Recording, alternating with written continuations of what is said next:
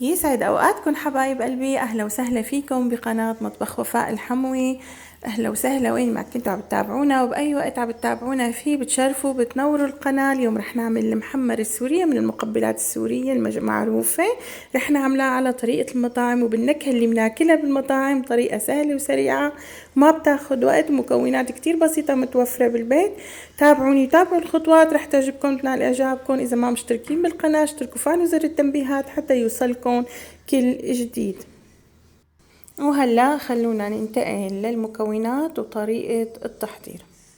هي المكونات كلها بسيطة متوفرة بكل بيت ومتواجدة بكل بيت، دائما بنعملها بالبيت بس ما بتطلع نفس النكهة اللي بناكلها بالمطعم، لانه هن في عندهم مكون اساسي بحطوه ما بنحطه نحن بالبيت. اول شي نحن بحاجة كوب من زيت الزيتون، وكاسة شاي من دبس الرمان، ومعلقتين دبس بندورة او معجون طماطم، ودبس فليفلة، وكاسة شاي من الطحينة او الراشي، وجوز. وهذا هو المكون اللي بيحطوه، هو خبز مقلي مطحون. هو بديله شو؟ البقسماط، بس البقسماط ما بتطلع نفس الطعمة اللي منحبها. فخبز المقلي المطحون بعد ما نقليه منبرده ومنطحنه، طعمته مع المحمرة أطيب بكتير وبمليون مرة من البقسماط. وملح. هي المكونات بكل بساطة. هلأ بننتقل لطريقة خلطة. كمان فيكن بالنسبة للجوز تطحنوه وتحطوه مطحون مع المحمرة، بس أنا رح خليه وحطه على الوش لأن مطحون. بعدين بعد ما نحط جوز مطحون بقلبها بعد فترة، إذا ضل عندك شوي مثلا لتاني يوم تالت يوم تسود. هلا بنخلط المكونات. دبس الفليفلة، ومنحط معلقتين دبس البندورة او معجون الطماطم، ومنحط الخبز المطحون المقلي، والملح، ودبس الرمان كله فوق بعض.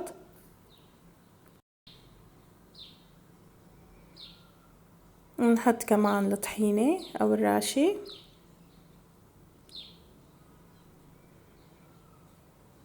وزيت الزيتون. رح احط نص الكمية وخلي نص الكمية مشان زيد وانا عم بخفقها. مثل ما قلت هون بهالمرحلة في ناس بتحط رشة كمون، في ناس بتحط رشة كزبرة، حسب ما بيحب الشخص. انا ما بحط شي، بس حسب ذوق الشخص وشو بيحب. بيحط منكهات، بيحط. في كتير ناس بتحط كمون. بالنسبة للجوز كمان هون فينا مثل ما قلت بهي المرحلة نطحن جوز ناعم ونحط تقريبا نص كوب معاها. بتطلع طيبة، بس مثل ما قلت اذا بقى شوي منا كمية تاني يوم تالت يوم تغمق. الجوز الناعم بخليها تغمق تسود. وهلا طريقة الخفق ما بنخفقها بالخفاقة الكهربائية ولا بالمعلقة. هي الطريقة الصحيحة للخفق. بجيب ايد الهاون تبع مدقة الثوم وببلش بخفقها بهي الطريقة مثل ما شايفين. هي الطريقة الصحيحة للخفق. بتتجانس المكونات مع بعضها وبتنخفق وبدون ما تنخبص بالمطحنة الكهربائية. رح تنخبص كتير معكم وتطلع ناعمة. هون المكونات بتنخفق وبتضل طعمتها ونكهتها متجانسة. نخفقها لحتى يفتح لونها، وكمان اذا بدك لونها افتح فزودي شوي الطحينة، هي بتعطيها اللون الفاتح. وهيك خلصت المحمرة، وسكبناها وحطينا على وجهها الجوز وزيت الزيتون. وهلأ رح نحط كمان دبس الرمان، وبتاكلوا اطيب صحن محمرة. واذا حسيتوا اني بستاهل اللايك حطوا لي لايك للفيديو حتى يرتفع ويشوفوا اكبر عدد من الناس.